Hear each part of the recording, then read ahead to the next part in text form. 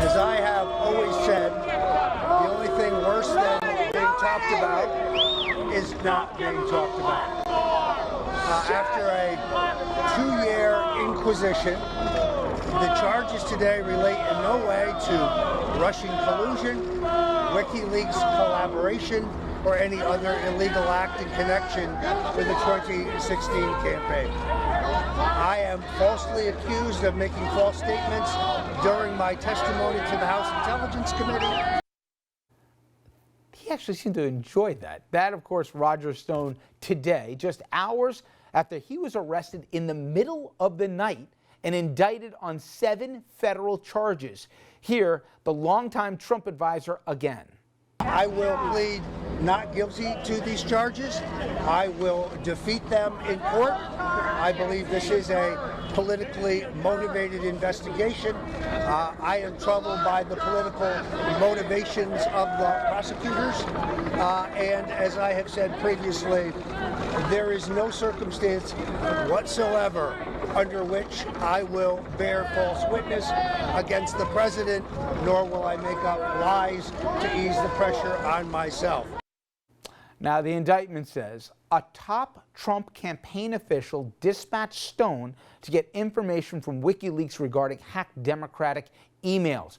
They don't say which top official, but certainly imaginations have run wild. U.S. intel agencies say the Russians, of course, hacked those same emails, which were part of a broader Russian effort to influence the election. Stone, he is also accused of lying to Congress. Now, one person not mentioned in the indictment, President Trump, but Mueller's team did say a senior campaign official was directed by an unnamed person to contact Stone, and they know who the figures are, but was not issued in the indictment. Plus, since Roger Stone is involved, things, of course, get downright bizarre. It would almost be funny here if this were not so serious. Now, the indictment says Stone, among other things, told a prospective witness to lie under oath, just like Frank Pentangeli did before Congress. Now, you may remember he was a character in The Godfather Part 2. Stone even referenced the movie in, I believe, a text, unbelievably. You cannot make this stuff up. We have a sworn affidavit. We have it. Your sworn affidavit that you murdered on the orders of Michael Corleone. Do you deny this confession? And do you realize what will happen as a result of your denial? Look, the FBI guys, they promised me a deal. So I made up a lot of stuff about Michael Corleone, because that's what they wanted. Now, if you saw the movie, and hopefully all of you have, it should be required viewing, that character was intentionally lying under oath. And Stone directed man number 2, as it says in the indictment, to do just that. We know that man in question is Randy Credico.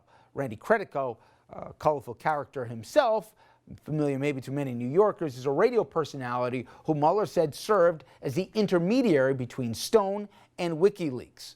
Stone also threatened to take away Credico's dog, one of those service dogs he actually brought into the grand jury, if Credico testified. By the way, little Bianca, I cannot make this up, is that same therapy dog that joined Credico at that testimony that I just mentioned. Now, there's more. As you may know, Roger Stone has a huge tattoo of Richard Nixon on his back, again, for the 80th time with this man. I can't make this up. Stone is very much, even today, emulating this disgraced hero of his. After Credico texted Stone about a request to testify before Congress, Stone allegedly responded by directly quoting Richard Nixon while Nixon was trying to cover up Watergate.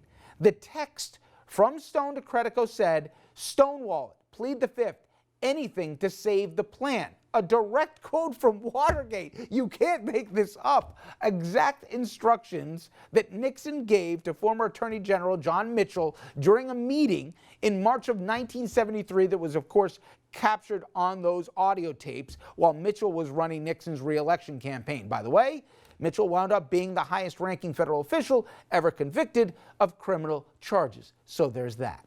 Now, earlier today, I spoke about all of this with Senator Richard Blumenthal, Democrat from Connecticut. He serves on the Judiciary Committee. Senator, what was the biggest takeaway from the indictments of Roger Stone today? This indictment means more damning information about the president, potentially the walls closing in on the White House.